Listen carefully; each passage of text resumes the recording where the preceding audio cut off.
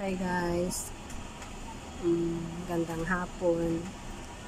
Let's make scrunchie again, puyud.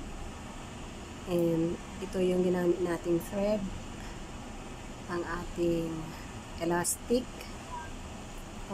number 3 hook, and our scissor. So, let's start, and as usual, paikutan ulit natin itong elastic po. Paikutan ulit natin ito para mas magiging firm siya. Mas maganda kasi yung pinupaikutan ito. Ay, palpak pa.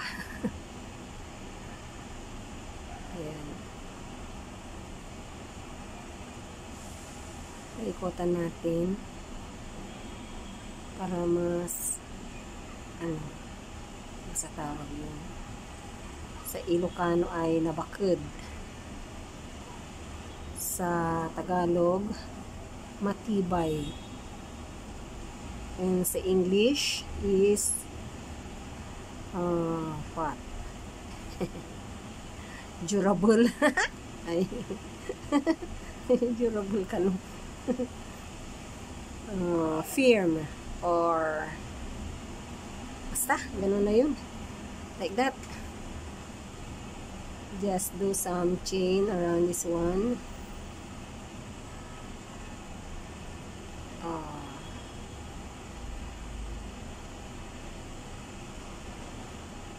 Like that. Okay, like that. And do it until here.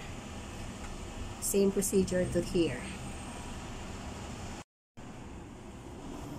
Ayan, nasa last na tayo. Then, isa na lang. Then, connect. Yung pinaka first. Yung the first. Ayan. And then, mag-chain tayo ng apat. 1, 2, 3, 4. Single crochet, the same hole. Yung hole din dun sa first na pinagpasukan nyo yan, dun din.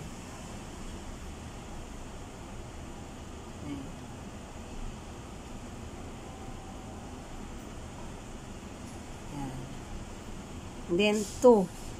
In every chain, maglagay tayo ng 2 ganyan, dalawang ganyan, 2. The same hole. And then next hole, next chain down there, next chain, the same hole, then diretso, next chain sa baba, and then the same hole.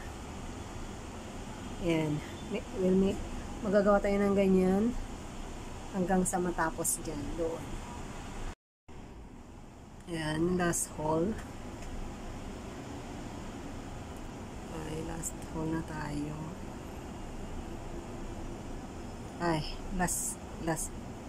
Yan. Yan. Then, gusto kong lagyan ng pair yan. Kasi nag-iisa lang pala yan, oh. Kaya, gusto kong lagyan ng isa pang pair. Para hindi siya iiyak.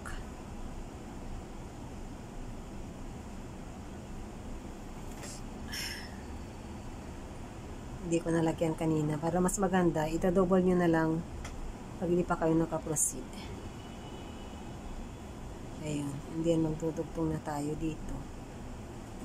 Dito po. And then, let's make 4 chain po. Double crochet, the same hole. The same hole.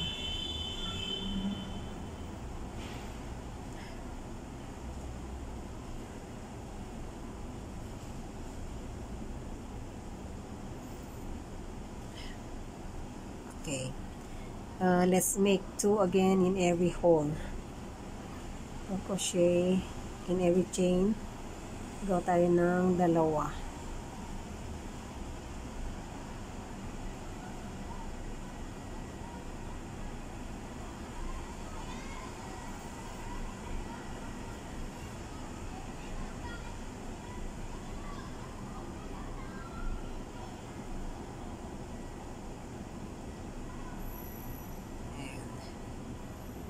Dalawa, the same.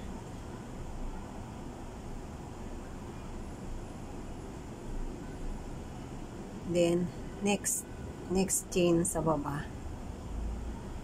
Dito po sa next one.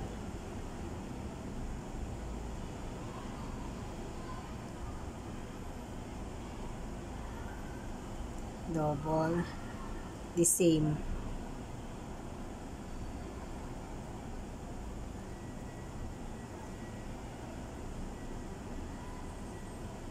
The same, and then double. Next, double, the same.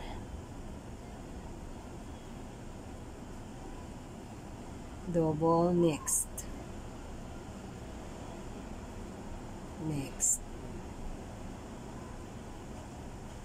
Okay, double, the same.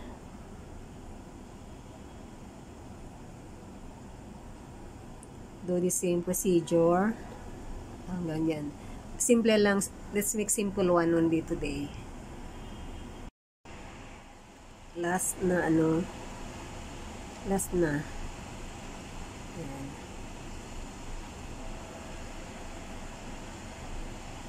Yan. Then connect dito po sa taas. Yan. Yan. Connect na. Then, gawa po tayo ng 5, 2, 3, 4, 5. Connect natin dito po sa first na yan. Natin po magko-connect tayo. Then, another 5, 1, 2, 3, 4, 5.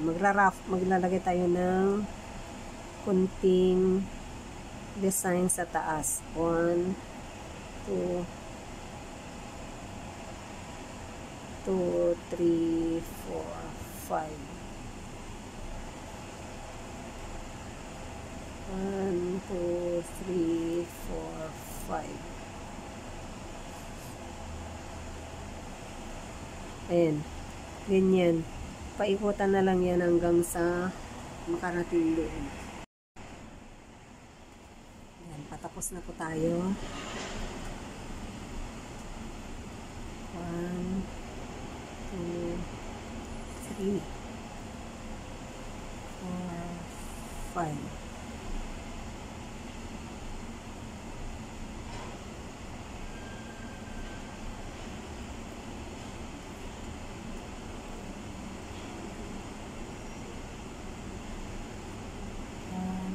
Two, 3, 4, 5. And 4.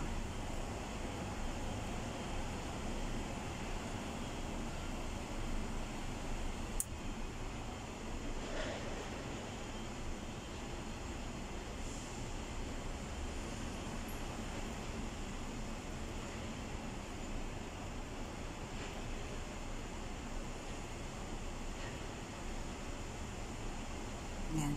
Then last, cut. Wala na yung season natin. Kaya ito na ang gagamitin natin.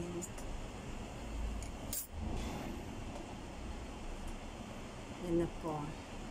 Ito na ang ating puyod or scrunchie. Yan. Ito, itatago nyo na lang po doon sa likod. Doon na lang po sa likod ninyo. Ititago ganun.